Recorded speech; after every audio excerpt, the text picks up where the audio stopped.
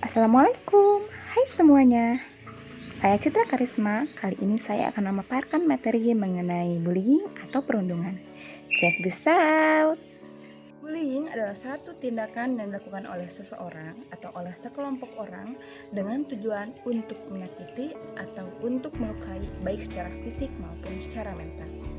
Bullying sendiri dapat dikelompokkan ke dalam 3 jenis. Yang pertama ada bullying secara fisik, kemudian ada bullying secara verbal, dan yang ketiga ada bullying secara mental. Bullying secara fisik sendiri adalah suatu tindakan kasar yang dapat dilihat secara kasat mata. Contohnya adalah menjambak, memukul, mencubit, dan lain sebagainya. Adapun bullying secara verbal ialah bullying yang tidak dapat dilihat tapi dapat didengarkan, misalnya mencemooh, menghina, mengejek, dan lain-lain. Dan yang ketiga ada bullying secara mental. Bullying secara mental sendiri ini tidak dapat dilihat dan tidak juga dapat didengar. Misalnya mengecilkan atau menjauhi, atau misalnya mengajak teman yang lain untuk menjauhi teman yang satunya. Adapun yang menjadi alasan mengapa sih seseorang melakukan tindakan bullying ini sangat berbagai macam faktor. Misalnya saja karena dia mencontoh tindakan yang dilakukan oleh keluarganya sendiri, atau misalnya dia mencontoh tindakan yang terdapat pada lingkungan sekitarnya sehingga ia bisa melakukan hal yang sama. Contohnya adalah tindakan bullying ini sendiri. Contoh lainnya ialah karena misalnya orang tersebut atau si pelaku bullying ini ingin mendapatkan penghargaan atau penghormatan secara lebih dari orang lain untuk menutupi kelemahannya di tempat tersebut. Misalnya orang yang melakukan tindakan bullying ini adalah anak yang di sekolahnya cenderung memiliki prestasi yang tidak cukup tinggi dibandingkan dengan teman-temannya lain, sehingga bagaimana caranya dia bisa mendapatkan penghargaan lebih dari orang lain, salah satunya dengan tindakan bullying.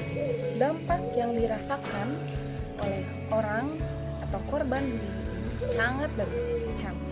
Dari mulai dia merasa depresi sampai parahnya mungkin seseorang bisa saja melakukan hal-hal seperti bunuh diri atau melukai dirinya sendiri. Contoh yang bisa kita lihat dari lingkungan sekitar kita dari korban bullying ini sendiri, misalnya dia ketika di sekolah murung, kemudian dia menjauhkan dirinya dari lingkungan sosial yang ada di tempat tersebut, kemudian dia juga mengalami penurunan prestasi baik secara akademik maupun non akademik karena mungkin dia merasa malu atau bahkan dia merasa minder dengan orang-orang di sekitarnya. Dan yang paling parah dari efek bullying ini adalah seseorang bisa saja melukai diri sendiri ataupun dia melakukan tindakan-tindakan yang sangat tidak diinginkan, yaitu bunuh diri. Ada berbagai macam cara atau tindakan yang dapat kita lakukan untuk mencegah terjadinya tindakan bullying ini sendiri. Misalnya dari sejak dini kita tanamkan kesadaran kepada anak-anak kita bahwa kita semua harus saling menghargai dan saling menghormati. Selain itu, kita juga harus menanamkan bahwa sikap kasih sayang dan cinta rasa merupakan salah satu fondasi utama untuk kita memiliki kehidupan yang lebih baik di masa yang akan datang.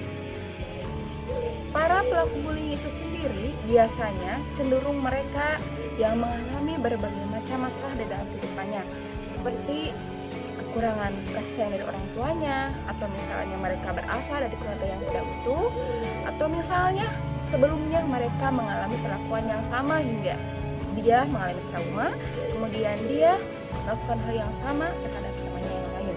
Oleh karena itu, pendekatan kepada para pelaku bullying maupun kepada korbannya sangat amat diutamakan dan sangat amat harus kita tekankan, dan jangan sampai kita menjudge atau memberikan cap negatif terhadap para pelaku bullying. Karena dibalik itu mungkin mereka memiliki alasan-alasan kuat atau alasan mereka sendiri kenapa sih mereka melakukan hal tersebut. Sekian materi yang bisa saya sampaikan, semoga bermanfaat. Wassalamualaikum warahmatullahi wabarakatuh.